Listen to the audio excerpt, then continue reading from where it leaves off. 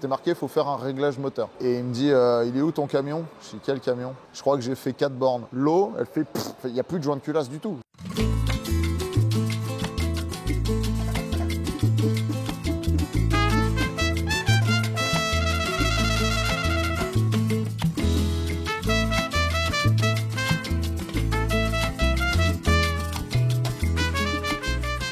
Hello, moi c'est Franck Galiek, vous pouvez me retrouver sur les réseaux sous le nom de Franck My Life et sur la chaîne YouTube Movie Car Central.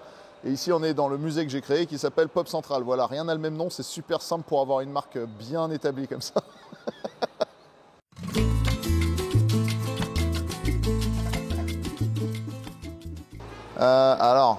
C'est cool parce que j'en ai une où c'est même pas sur YouTube parce qu'à l'époque je faisais pas YouTube, j'ai filmé toute l'aventure. J'ai essayé une fois de monter la vidéo et j'ai pas réussi à aller au bout parce qu'il me manquait des rushs.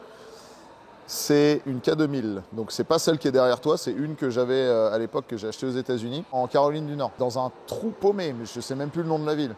Et en gros, annonce sur eBay, ou je sais plus où je l'avais acheté, le mec en voulait pas très cher, je crois qu'il me l'a lâché à 12 000 $ ou 11 000 $. Alors une réplique bien faite de K2000 en bon état, aujourd'hui c'est plutôt 25-30 000 quoi.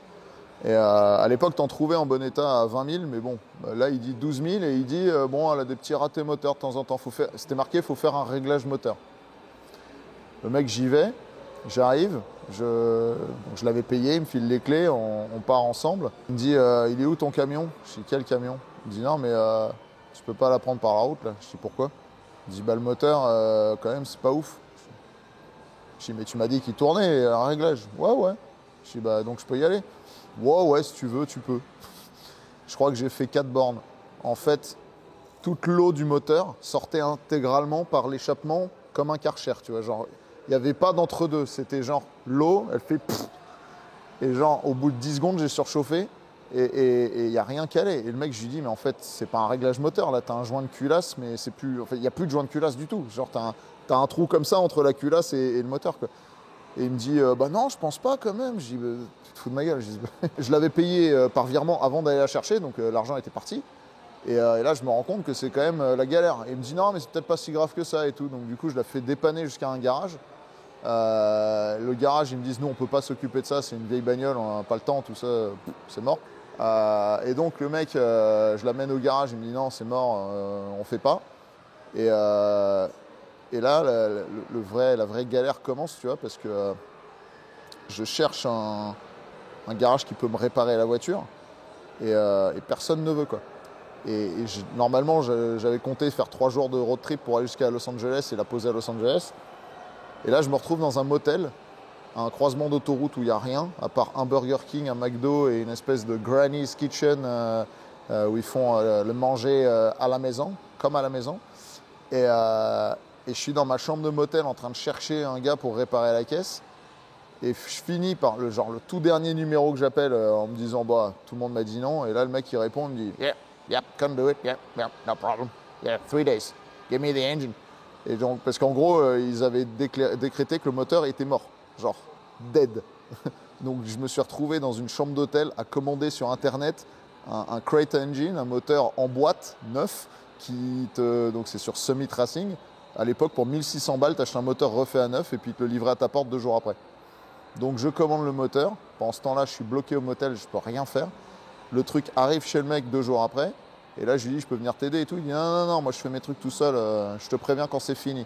Mec, je suis resté bloqué 1 semaine dans mon hôtel à pouvoir rien branler.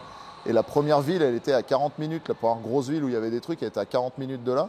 Et je me disais, je vais quand même pas me prendre un Uber pour 40 minutes et payer une blinde juste pour me promener dans une ville, tu vois. Donc en fait, j'ai pris mon mal en patience et je passais mes journées entre le McDo, le Granny's Kitchen et mon motel. Mais à un moment, je devenais fou. J'avais l'impression d'être dans le film avec Bill Murray où il revit le même jour tous les jours. Il n'y a rien qui bougeait, tout était toujours pareil, quoi. What would you do if you were stuck in one place and every day was exactly the same and nothing that you did mattered? No, that sums it up for me. Et le mec, au bout d'1 semaine, il me dit c'est bon, c'est prêt, c'est fini, tout ça. Ok, cool. Je vais chercher la bagnole. Et il me dit j'ai juste pas pu changer le Calorsta. C'est le truc que tu mets qui fait qu'en gros, ça ferme le circuit d'eau jusqu'à ce que le moteur est chaud. Une fois que c'est chaud, ça s'ouvre pour que le circuit de refroidissement refroidisse. C'est une pièce à 5 $. Et il m'a dit j'ai tout changé sauf ça, je l'avais pas en stock. Bon, ok. Je me barre, moteur neuf. Je rentre sur l'autoroute, je fais une demi-heure et là, pouf, fumée, surchauffe. Je dis non, mais c'est pas possible.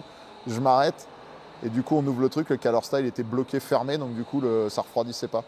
Donc pour une pièce à 5 $, on a flingué un moteur neuf parce que du coup, le moteur, je l'ai ramené chez le mec. Enfin, on l'a redépanné chez le mec. J'ai repassé 2 jours dans le même motel. Il m'a changé la pièce. Là, je suis reparti, ça allait, mais le moteur tournait pas aussi rond que la première demi-heure. Tu sentais qu'il y a un truc qui s'était passé. Et après ça, le chemin jusqu'à Los Angeles a été fait à peu près sans peine, mais je sentais que c'était pas foufou. Donc au bout d'un moment, je l'ai gardé, je crois, 1 mois et je l'ai revendu parce que je me suis dit, je ne la veux plus. L'histoire, ça me rappelait trop de mauvais souvenirs. Et vraiment, cette semaine, plus 2 jours passés dans ce motel, à un moment, j'ai cru que je devenais fou. Vraiment, je me disais, mais je veux partir d'ici, quoi. Je suis prisonnier. Voilà. Ça, c'était vraiment la plus sale histoire automobile que j'ai vécue.